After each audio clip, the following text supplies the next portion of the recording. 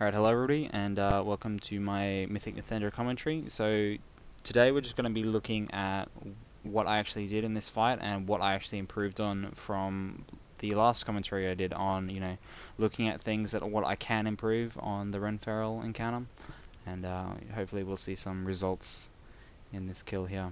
So the first thing we're doing is we're actually using our power infusion to be applying the rapture powered shields to everybody, and then we're chucking a barrier down. Out of this we should halo, yep, and then penance. So that's a big amount of healing there. You can see, we spike up to about 9 million healing at this point in the fight. And that was done, all on the move while moving across. So our goal for right now is just conserve, keep our mana high, and just be applying atonements to the tanks and the two venoms. Again, we're just going back to our normal rotation, just making sure we're using every global we can on Smite and Penance, just maximizing our damage on the boss. Smite has a very, very low mana cost, so be sure to be using it whenever you can. So right now I delayed my Mindbender for a bit, so there was more atonement healing going out in this phase, running into the barrier, and we should halo straight away. The whole goal for that phase is pretty much to keep the people with the venoms alive. So as I was running across, you could see me, I had my mouse hovered over the person there and just making sure I got a powered shield on them as soon as possible, just to mitigate as much damage. So here we're just making sure we're running the venoms out. And this is one thing I did notice a big improvement on. We do have a healing tide going down this here, but you can see now I'm going to start radiancing. We're going to get up to about 11 atonements, I believe, and then we're going to have a Light's Wrath into a penance. That is a huge amount of healing for that phase, and that is a something I was mindful of during these last pulls we had on the boss. So here we go, jumping across to the second platform. So the whole goal of this phase here is to make sure we are applying atonements to the correct soaking groups. So as you can see right now, coming up in 7 seconds, I believe I should be popping my rapture and my power infusion in a second. Yep, there you go. And applying atonement to everybody in group 1 and 3. There you go. Atonement 1 and 3. Should have a penance, and then we should be smiting. Yep, perfect. So right now the goal is to conserve again. So just maximizing damage on the boss, smiting on every global we can, and just making sure we keep atonement on the tanks and anybody who's going to be taking immediate damage. So for the next violent winds coming up, we want to start to be prepping about now. So this is a mistake. So this is where I should be making sure I'm playing. I should be playing 2 targets here, powered shielding as we're running across. And I'd have 3 more atonements out at this point. So for this penance would be a lot more effective if I'd used those 3 globals prior to the wins to actually plea and get from 2 to 5 stacks of atonement.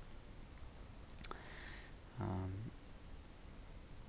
we're just going back to DPS again, conserving. We're not really worried about healing the tank.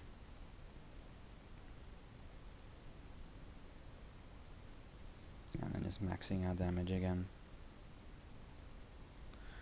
So we're going back into the first phase again.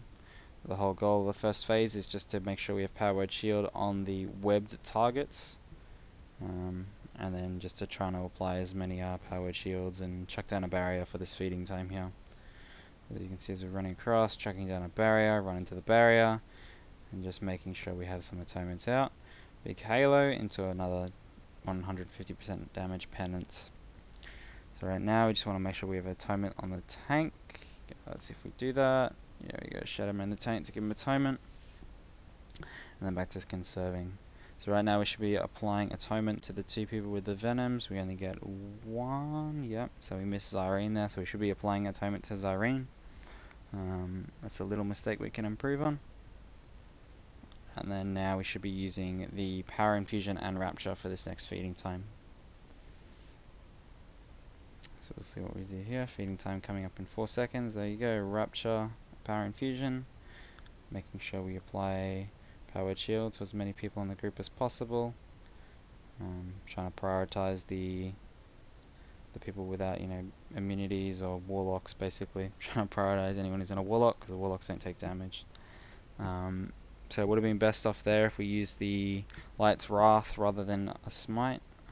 Free spell does more healing, and then it would have been good while we have more atonements out. So right now, this is where I believe I actually die, sadly. I ran the tornado a bit too far out. The Twisting Shadows coming up. I should have just run just behind this tornado here. Instead, I ran all the way to purple, and I pulled the hunter with me too. So that wasn't the best move. Didn't preempt how quickly the winds were coming up straight afterwards. You can see it gets to myself, paints up myself just way too late, and I was already dead. So there was no surviving that. I just had to be dropping the tornado closer. So now at the end of the fight, the whole priority here is basically just trying to do as much damage to the boss as possible and just get it dead. I believe it's about like 10%. We're just topping off our low targets. Big penance into the boss. Smites. We're holding our Mindbender for some reason. Should be using that off cooldown.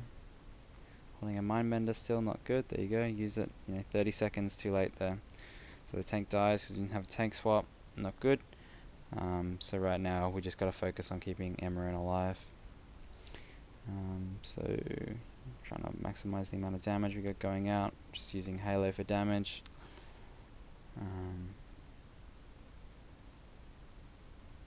I don't know why I'm not using penance here. Yeah, gross. Should be using penance on cooldown. Better. Just maxing damage. And then Emerin dies because the tank debuff hit again, and our other tank is kiting the spiders, so he's pretty much just going to YOLO and just, kill the boss. Anyway, we might jump into a bit of the logs after this, and we'll see what we find. Alright, so we're going to jump into the logs straight away. So Renferal is my first kill, so there you go, we got a 95th percentile for damage on the boss, and the healing, we got a 54%, so the healing wasn't the best, but there wasn't too much damage going out in the fight. So one thing to know about your healing logs, guys, is that your healing is only ever, you can only heal as much as the damage that's going out. So 41% overhealing is a very large amount, and considering we're doing what, 126k DPS, the percentile healing is not a stat really to be looking at. Apparently here it says I'm doing 83, so that's a little better for disc priest, but yeah. So a healing log is not something you really should be too concerned about. As disc priest, your healing should pretty much correlate to what your damage is. Obviously until your actual healing, this overhealing percentage does go down, because this is a very large amount, and I wasn't even applying that many atonements to people during this fight. So the first thing we'll have a look at is my mana. So just to, we'll see how much I was running the Amalgamon 7th Spine, so we'll see how much mana we got back from that. If this ever decides to load. So friendlies, Carl, and then mana. So there you go, we got 260k mana back. We did end the fight with a fair bit of mana, and I didn't use a mana pot in this fight. So what does that mean? This means I can probably drop the Amalgam 7th Spine. There's not much point using it, especially because now, once we've killed it, the fight time's only going to get shorter. So there's not much point in using that trinket, so I'll be swapping that to the Int Haste stat stick. Or maybe I might actually be using Schism next week on Renferal just for extra damage, because there really isn't much damage going out at all. So we might try something interesting next week, because there is only burst damage on Renferal, so you can just Schism into Light's Wrath, into Penance, that sort of stuff, and just play with a more DPS focused build.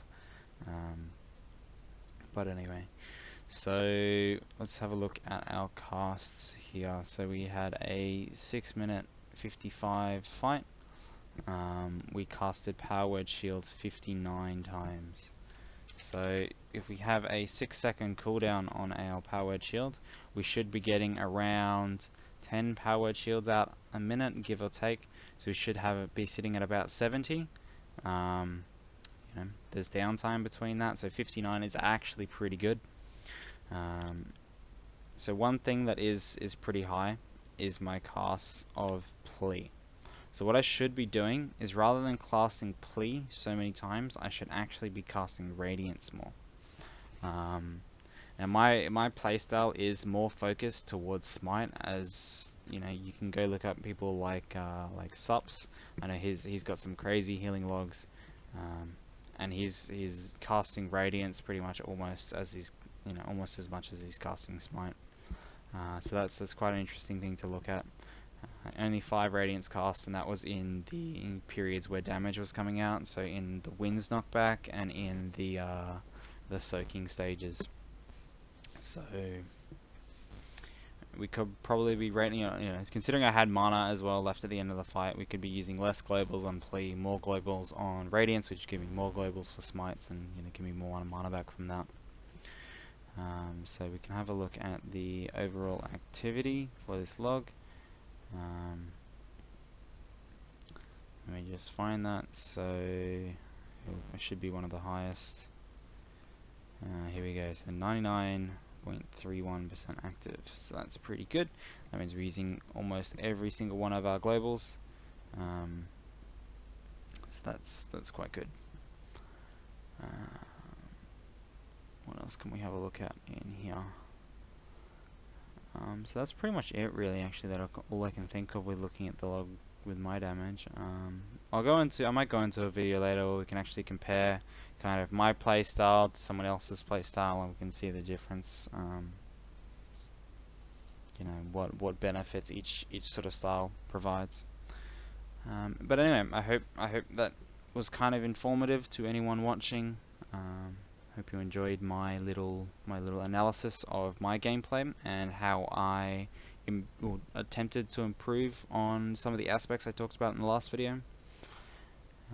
Yeah, thanks for watching.